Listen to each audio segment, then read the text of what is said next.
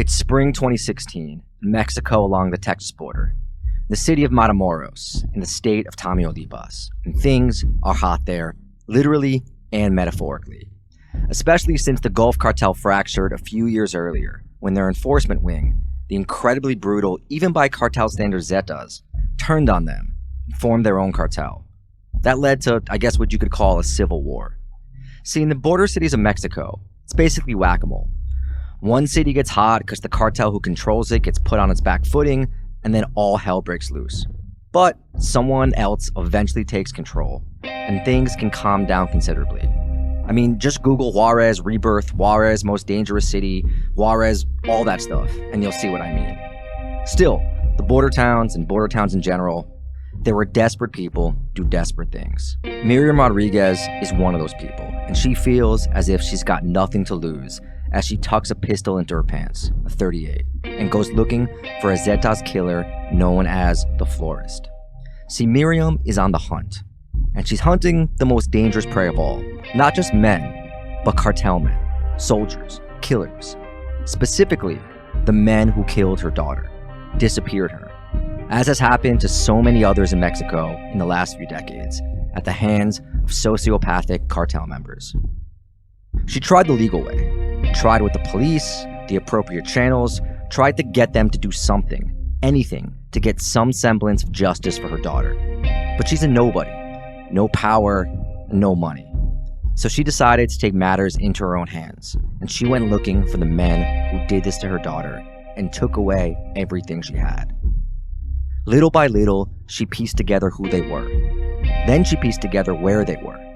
Who would suspect a middle-aged woman in costume as a census worker, or just being a middle-aged woman, walking around, asking questions, sussing things out? She didn't shy away from the electronic stuff either, right? Even though she's middle-aged, scrolling social media feeds, tracking girlfriends, maybe finding out where they worked so she could wait around and see when their cartel boyfriend showed up and then get a beat on them. They had kidnapped her daughter only 2 years earlier, demanded a ransom, and even when she paid it, they didn't release her, and she never saw her again. And she wanted retribution, and she set out to get it. Some of the men, they ended up in prison. Others killed. Miriam wasn't some Reddit detective trying to solve some serial killer case based on online clues. She was out there, in the streets, taking on the Zetas, under plentiful death threats, and not stopping. The Florist was still out there, though. Miriam had even known him as a little kid. But then he went the way of too many teenagers and young men in Mexico. He got involved in the life, and then he was different. Now, she was different, and she was finally closing in on him. This is the Underworld Podcast.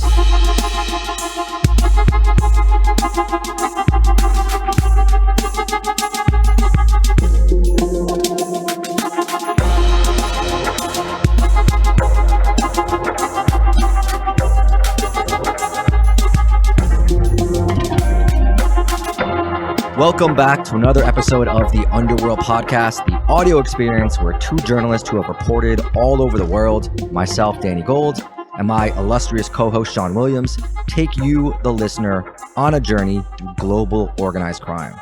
As always, bonus episodes on patreon.com/underworldpodcast, where you can sign up on iTunes or even Spotify if you check the banner on our page. Today is a bit of a special situation for the podcast. I actually had a pretty big interview with a pretty big dude that fell through, that I think was going to be something pretty special. We're going to do an episode on it, but yeah, just didn't work out. So instead, we have a special episode with Azam Ahmed about the story you heard in the cold open, because he's the one who quite literally wrote the book on it. It just came out. We're going to talk about it a lot in this episode.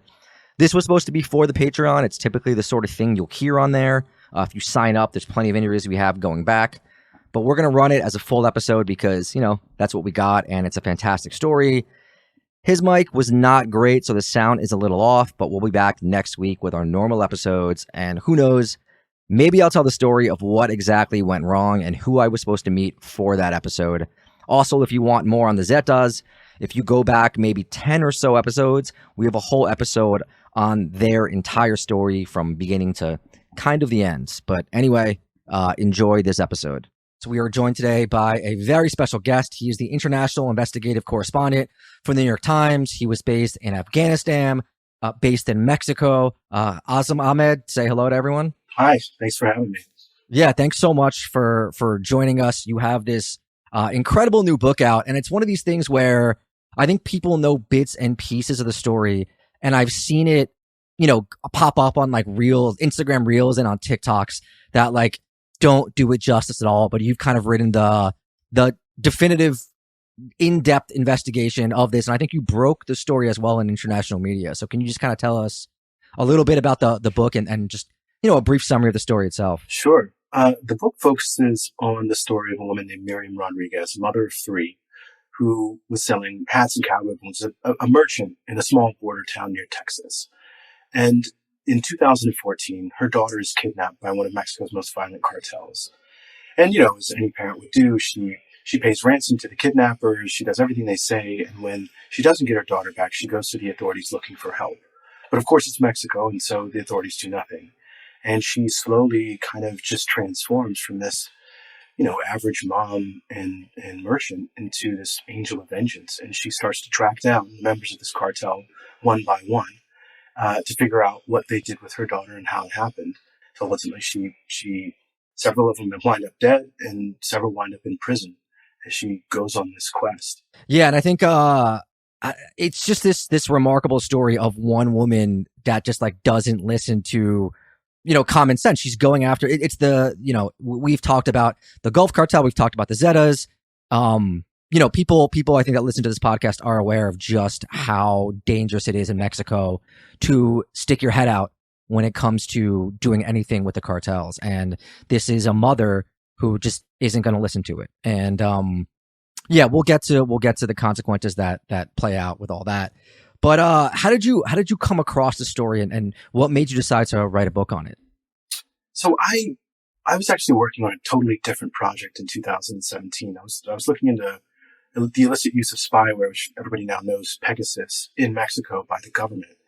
And I saw a blurb about an activist who had tracked down her daughter's killers. It was just a small blurb, and I looked everywhere for more detailed information, and there just wasn't any. Nobody had really done a proper story identifying what she'd done or saying exactly how she had done it. And I remember thinking, that's extraordinary. And, it was in a small local newspaper. So it was kind of that asterisk, extraordinary if true. And in the following year, I actually went up to her hometown and started to meet with some of her family members to try and figure out what exactly had happened and whether it was valid information. Turned out it was.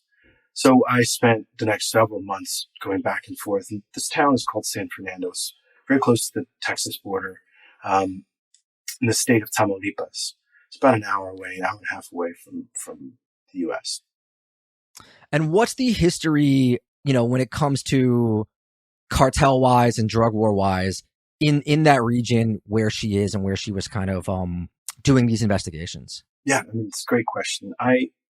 When I started to do this book, so you had asked me before and I didn't answer, why did I want to do this book? So I wrote this article that was very, very kind of like it's a very action-packed story about this woman's quest to find the people who kidnapped and then ultimately killed her daughter.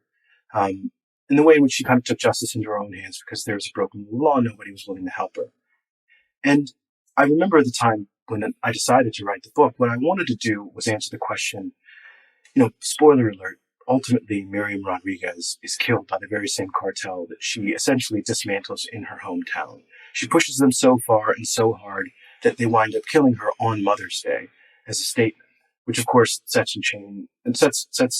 in motion a whole other chain of events that the book culminates in. But I remember thinking, how is it possible that a mother, for the simple act of looking and seeking justice for her kidnapped and murdered daughter, can be killed herself? How does a place come to be so broken? And I've written about Mexico for 6 years as the bureau chief of the New York Times of Mexico, Central America, and the Caribbean. I felt like I'd only gotten at that in glancing blows. We all sort of assume that impunity and corruption are these foregone conclusions, these like endemic qualities to Mexico, but that's not true. Mexicans are as wonderful and brilliant and honorable as anybody else, but when you have systems that create that, that's when you get this toxic environment where something like this can happen. So I wanted to trace that back to its origins as much as I could.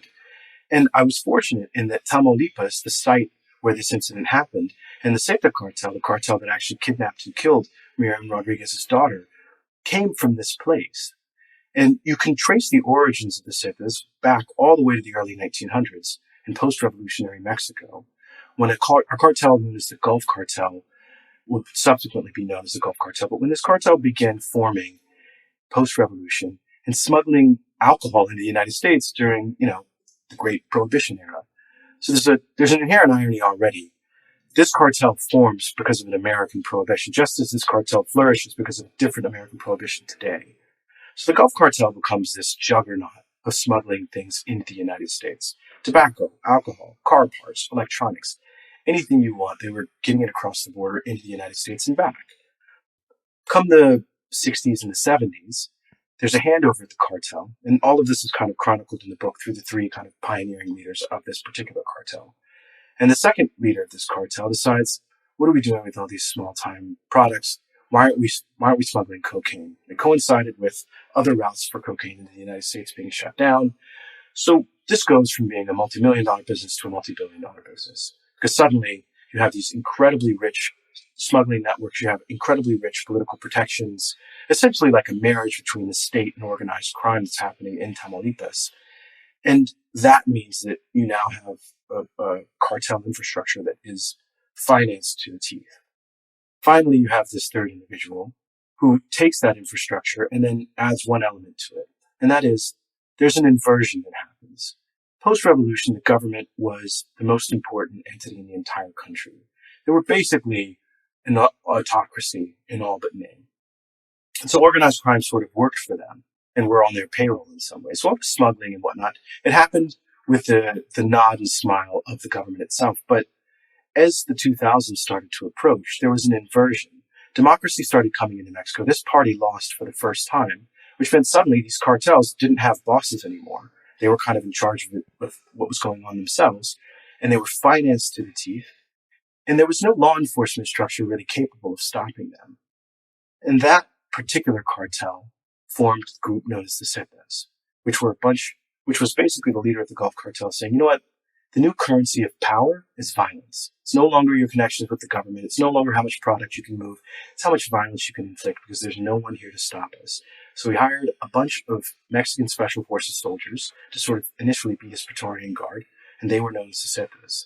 That group grew and expanded until they became the armed wing of the Gulf Cartel. And then ultimately, around the time the book starts in 2010, the Gulf Cartel and the Zetas split, and that redefines violence in Mexico forever.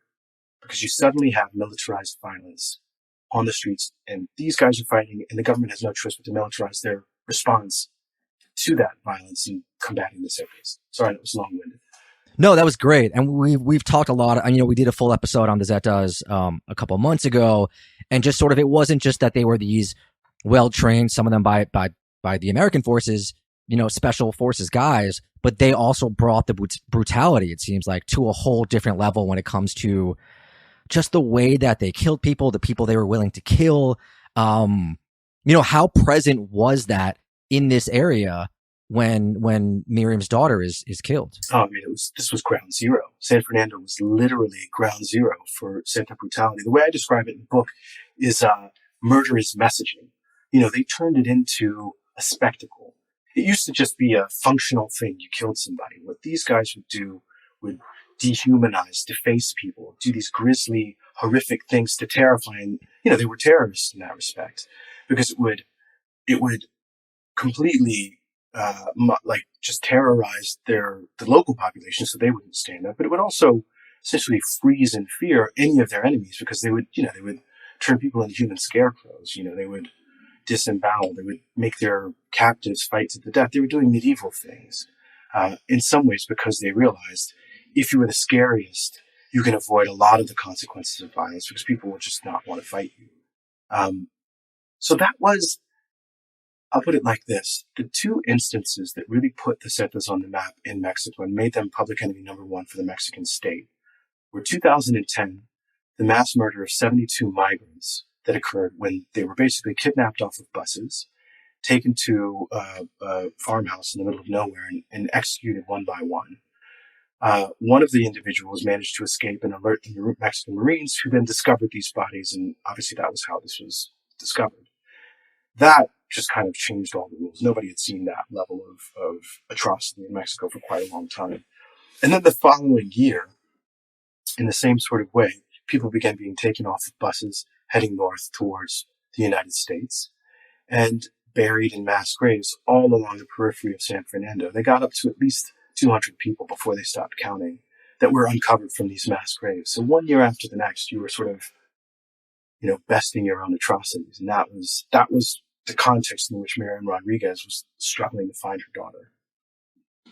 What is the situation there now? Have you kept up with a bit? I know you're based in Portugal now, but is there, and these border these border cities, unfortunately, change so quickly in terms of who's in charge or what the violence level is. Is it still, the Zetas have pretty much faded, their power, right?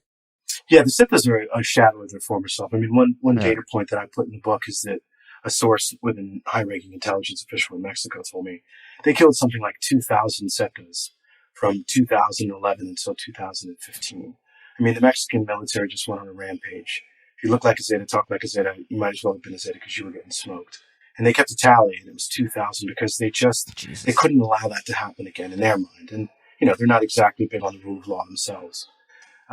So they eradicated a lot of what was the power behind the Zetas. Now, these groups, they're like corporate entities, right? They change names, they rebrand, and suddenly they're someone else.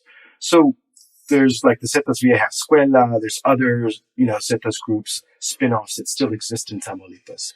But the dominant group that you and I are talking about, the one that was operational in almost every state in Mexico and threatened to be the predominant group in the entire country, they no longer exist. I actually realize we've gone this far. We haven't to the title of the book, which is Fear is Just a Word. So I think it just came out. You guys can get that almost anywhere. Definitely look it up if you're interested in the story. Kirkus, I think, called it a harrowing expose, years in the making of the tyranny of the drug cartels in Mexico. And one of the things that you go into as well is, how the cartels are basically military forces that are just for lack of a better term, almost the governments of these areas that they're in charge of. Can you kind of speak on that a little bit? Sure. I mean, I think of them more than governments almost as businesses. They are crude businesses that regulate their market with violence, right? They're sort of in the black market. And so contract enforcement, supply, etc., all of that is enforced through violence. They end up taking over these areas in lieu of local government. And so they do end up becoming a de facto government force, but they're not providing citizen services, right? I mean, they're essentially they're like leeches. They're sort of a parasite that preys off of the host body, and they prey off of it so much they almost kill it, but they don't want to kill it. They don't want a completely lawless place where nobody lives because they still need these places in order to survive. It used to be that a lot of these cartels were just smuggling things. These were routes and passages.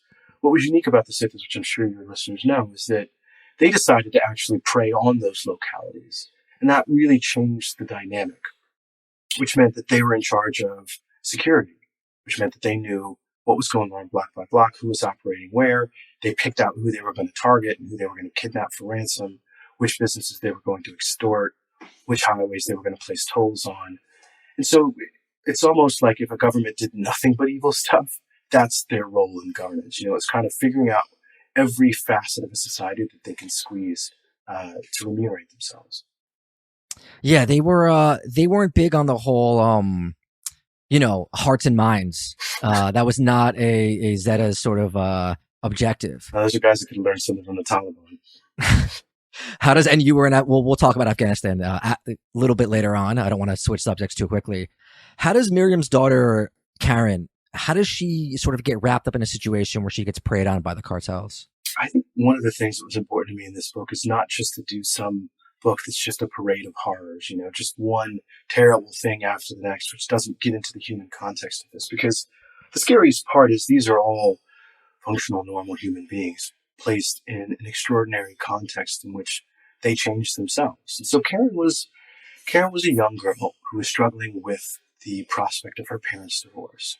And she'd grown up in this world of utter privation, where violence had afflicted her town, where going out was no longer allowed, with a simple, like, fun, let's go out to a movie or let's go get dinner and ice cream or whatever, things that kids do. They couldn't even do it because there were curfews. The Zetas basically said everybody by sundown is goes home.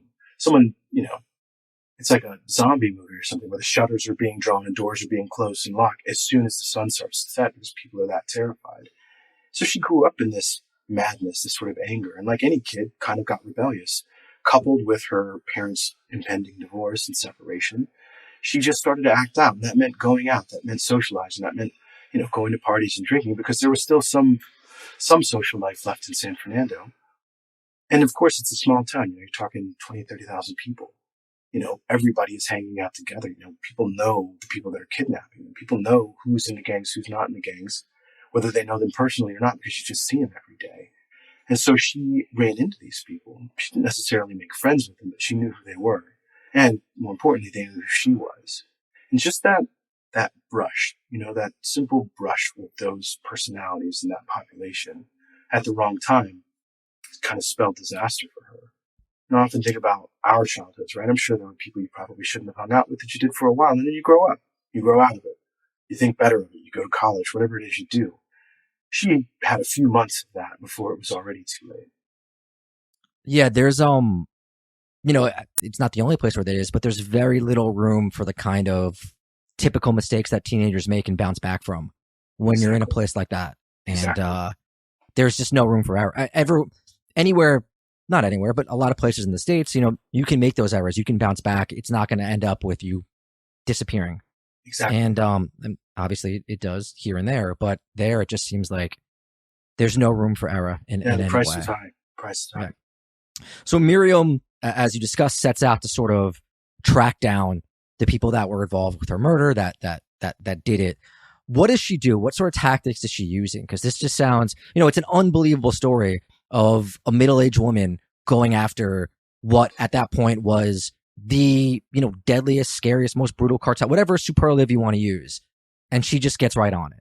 Yeah. I mean, I think, it's interesting. So why she did it, I think there's a sacred compact that parents have with their kids, right? Like, we're supposed to die first. And that was broken. And I think there was guilt, there was self-loathing, there was just this deep reservoir of pain. And I think, unlike most people who in that context, and again, there are 100,000 disappeared people in Mexico, she just kind of, she told her daughter once, I died the day that they took Karen. And, I'm just going to play the rest of my life out, kind of expecting, if not courting, death. And so she was like, fuck it, I'm going for these guys. And she began using shoe leather research, just like almost like an investigative journalist or an investigator for, a law enforcement agency. She started with what she knew, like, what are these guys' nicknames? And she began looking online wherever she could find the nicknames of the people who she had already encountered, the people who asked her for the bribe. A young man named Sama, S-A-M-A. She spent months doing this, doing nothing but just trawling online, entering her daughter's Facebook account, looking to see if she could find it. And then suddenly, one day, she sees this guy's name pop up. And she sees a picture of him with a woman who's clearly his girlfriend, wearing a uniform with, that belongs to an ice cream chain that operated in the state of Tamaulipas. And she starts going location by location, surveilling every one of those ice cream chains until she finds this girl. And when she finds the girl, she just keeps going back, expecting one day this kid Sam is going to show up to pick up his girlfriend. Sure enough, he does. Follows him home, gets the address, goes home that night, basically dyes her hair, puts on a uniform as a healthcare worker, returns to that neighborhood, by the way, which is an hour away from where she lives, and conducts a mock poll of the entire neighborhood, pretending to be a healthcare worker, just so she can get this kid's real government name, just so that she can put that into the government's file because they're not going to do it. It's the kind of thing that you would expect an enterprising investigator who is trained and sophisticated to do, but she did it herself. That was just how it started. I mean, from there on, disguises, subterfuge, making friends under false pretenses so you can gather intel. All of that were the kind of tactics she was using to make this happen. And she does end up getting some, she ends up getting some measure of justice, yeah? She does. I mean, there's a big moment in the book where she basically helps lead a raid by the Marines on the camp where the Zetas are operating and where they had Karen at one point. And then she is involved in the arrest of 9 others through the course of the next 3 years. So she gets justice to a degree. I mean, Mexico being Mexico, the nature in which those arrests are made and the ability to build a case against people once you've arrested them is a whole other question. And unfortunately, she passed away and was no longer able to kind of stage manage this thing. But for sure, she did more than just about anybody else has been able to do in that respect. And you mentioned the Mexican Marines, and from the stuff I've seen, and I think you talk about this as well. Like they're actually a pretty effective force, and all things considered in Mexico, they do seem to just get things done. Yeah, I mean they get things done to a fault almost. Theirs is a shoot first, ask questions later kind of approach. And look, in the context in which they are operating, they will tell you, if you talk to them, like, what are we going to do? We're going to arrest somebody and then he's going to go to court and he's going to get out in 2 days and then he's going to end up shooting one of us. So the decision is like, once we know who they are, we just take them out. I mean, I think if we can say anything about the war on drugs in Mexico, it's that violence meeting violence has not worked, because that has been the approach. So when Trump and other candidates talk about, militarizing this conflict, I hate to break it to them, it's been militarized. It's been militarized since 2006 in Mexico. And we are at higher levels of homicides and higher levels than pretty much we've ever seen in either the United States or Mexico. So that approach hasn't worked. But the Mexican Marines are respected because they basically adopt the same ethos as the cartels, but they're operating on the side of the government. When Miriam is sort of launching these investigations, I guess before that local story came out, are people eventually aware of what she's doing? Like, how does Mexican society react to her mission, to what she's done? Very few people are aware outside of her town, and maybe outside of Tamaulipas. She's growing as an activist, and people, she begins to form what's called this collective. And these are groups of individual citizens who have had children, loved ones disappear, who have come together to form sort of a unit. Because in a place like Mexico, nobody hears you if you don't speak with volume. So the more people you have, the more people who are have a shared sense of purpose, the better it is. So she establishes the first ever collective in San Fernando. And again, just based off of what I was saying about what happened in 2010 and 2011, that was the central conflict point between the Gulf Cartel and the Zetas. So extraordinary violence was inflicted on that town. And by the time she started counting, there were hundreds of people who had been disappeared just in San Fernando. And those were only the people who she got and agreed to talk to, who agreed to talk to her. So she is well known in San Fernando. She has made connections in and around her state of Tamaulipas, but she's still not really known nationally by any means. When your story came out, was it after, like your initial story, was it after she had been killed? And, her story of up to that point, was she well known? And then what happens when your story comes out? Does she become this national figure? Is it something that politicians speak about, pop culture, anything along those lines? I think before my story came out, people in Tamaulipas had written things about her. Nobody had, I guess, gotten the level of confirmation or detail or the evolution of what she had done and how she had done it. But people had hit bits and pieces. And, to be completely fair, when she was killed, there was a different NGOs and nonprofits put up a plaque in the central plaza of San Fernando in her honor. People understood what she was about, and she was sort of an icon in this town and in the state of Tamaulipas as well. But I think broadly, people still only knew the broad strokes of what she had done. People had tons of opinions without having a lot of factual details about what was going on. What do we know about what happens with her murder and the subsequent sort of consequences? Yeah, so basically in 2017 on Mother's Day, the Zetas sent a group of hitmen, many of whom, or at least one of whom, had escaped from prison not very long before, to kill her outside of her own home. So they gunned her down in cold blood, just outside of where she lived, on the front lawn, basically.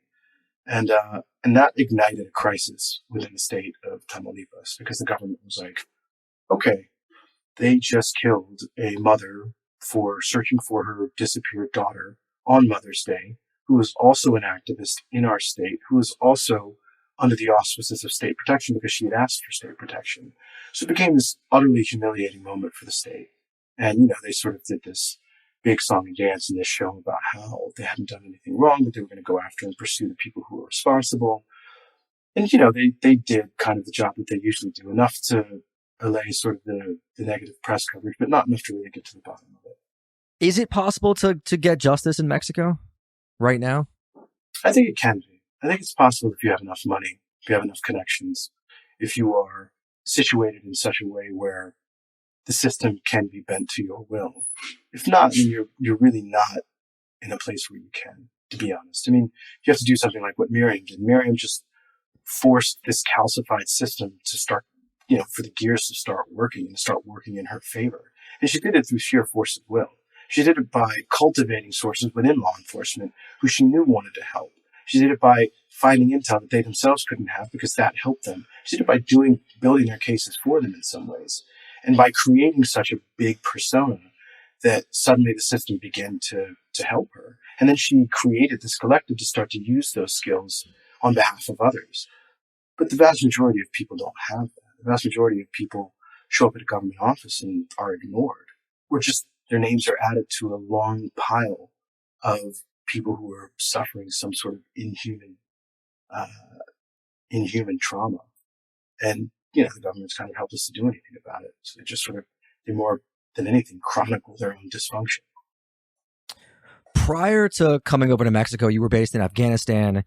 And, is there, I know it's a very weird question to ask. Obviously, the cartels don't have any sort of ideology behind them that you can really point a finger at. But did you see similarities between what was going on in Afghanistan? I mean, they are paramilitary groups. They do, like we said, they operate like a state within a state.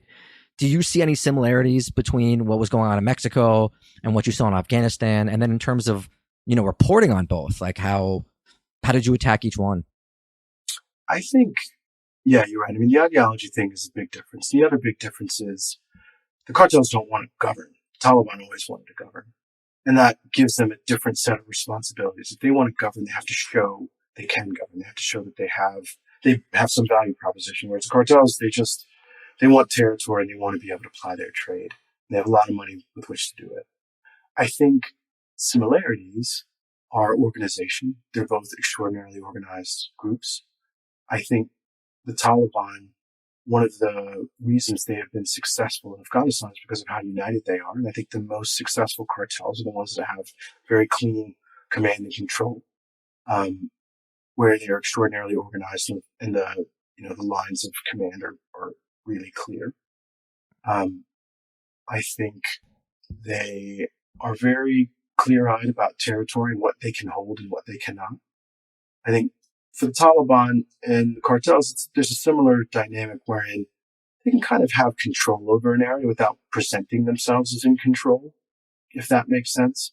When you're in a place where the Taliban are in control, not because there's no government or no police officers, but because the government and police officers have this sort of slightly cowed look to them, because they just are wearing a uniform so that everybody can pretend like they're doing their jobs. That same kind of thing happened in Mexico, where, the influence was felt more than seen. If that makes sense.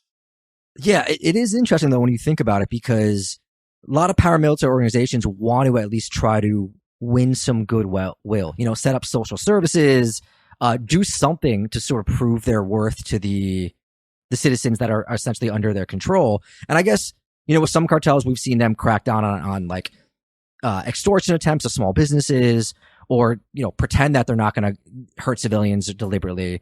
But you really don't see that. At least I haven't seen that. Maybe you have in Mexico, where they've tried to create this sort of, we're better than the government. We're going to take care of this for you. We're going to get the infrastructure up and running. We're going to get you clean water and things like that.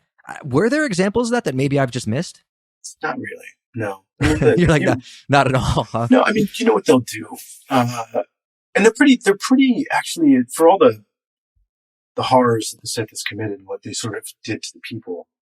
A lot of these cartels are pretty deliberate about who they kill, for instance. They don't like to kill innocents, not just because they're nice guys, because they aren't, but like, it's not good for business. They will, if someone is in the neighborhood robbing people, no, they'll warn them, you better knock it off. And if they keep doing it, they'll kill them. And so there's actually not a lot of theft in some of these more organized cartel controlled areas because they don't want to, they call it calentando la plaza, right? They don't want to heat up the block. They don't want the cops showing up and like investigating robberies when they're trying to do something that's far more lucrative, i.e. smuggling items, goods, people, drugs. But no, they haven't done the hearts and minds. I mean, again, you do have instances where a narco will show up and buy everybody a meal or like, they'll throw big fiestas and things like that. But I think so much of that has been driven so underground that there's just not that much interaction with the public populace, at least at the very high levels. Yeah, you think, maybe hand out some turkeys on Christmas or something along those lines, but we're not seeing that. When you came over to Mexico from Afghanistan, obviously you weren't someone who was naive or new to violence, right? You had been working in Afghanistan, and I think the region as well. What were you, was it shocking? Like, were you worried at all? Were there things that surprised you? I mean, when I got there, I actually didn't write about violence for a long time. I feel like writing about violence and loss or writing about the disappeared is to me like writing about poverty. It is something that's so important and so vital to move the reader, to effectuate some sort of change, to stimulate an emotional response that bad or lazy writing about it is worse than not writing about it. So I determined not to write about it until I understood a bit more and could situate it, not just kind of do the, sports coverage equivalent of like the narco wars. And so what was surprising and shocking to me was the level of corruption and impunity, the way that the state operated within the context of Mexico. It was staggering. You go to a new country, and for me at least, what I try to do is just to understand it on its own terms of what's actually happening here. What is it that, the rest of the world should know about this place and doesn't know about this place? Or maybe what is it that we think we know about this place that on reflection, maybe we don't know that well. And I think I've read so much about violence and dysfunction that I just sort of thought it was simply a narco state. And I realized it was actually kind of a klepto state. It was a place where like governance and the rule of law were broken, but wherein the ruling class and the political class had no real interest in fixing it. And were in many ways the cause of it.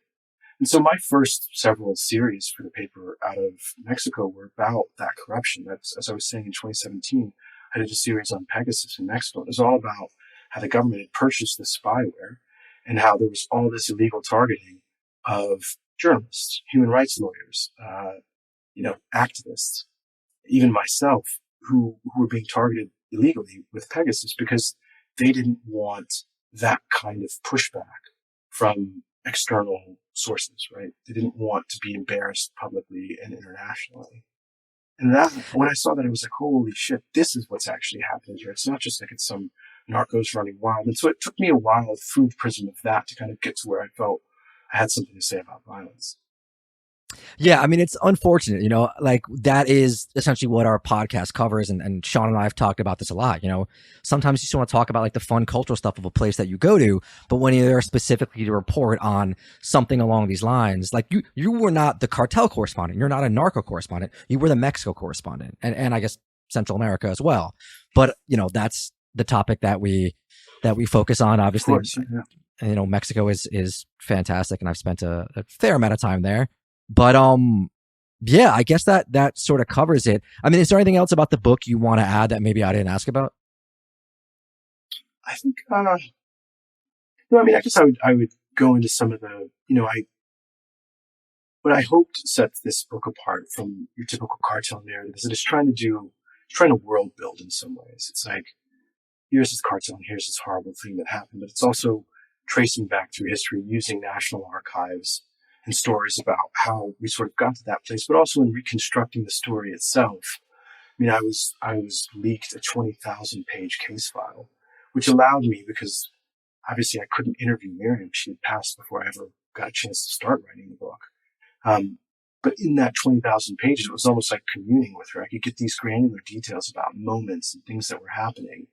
And by suffusing that with the interviews of over 100 people involved with her, with the situation, with the broader kind of story, I was able to to do something that I felt was like a bit more novelistic and a bit more, at least of an attempt to draw down not just the harrowing violence, but also personalize it and make it a story about real people in a real place.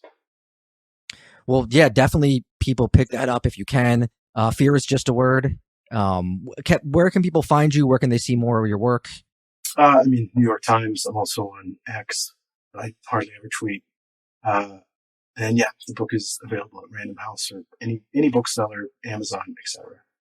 Thank you so much again for your time and for joining us. And yeah, it is a crazy one. I think it's a story that people,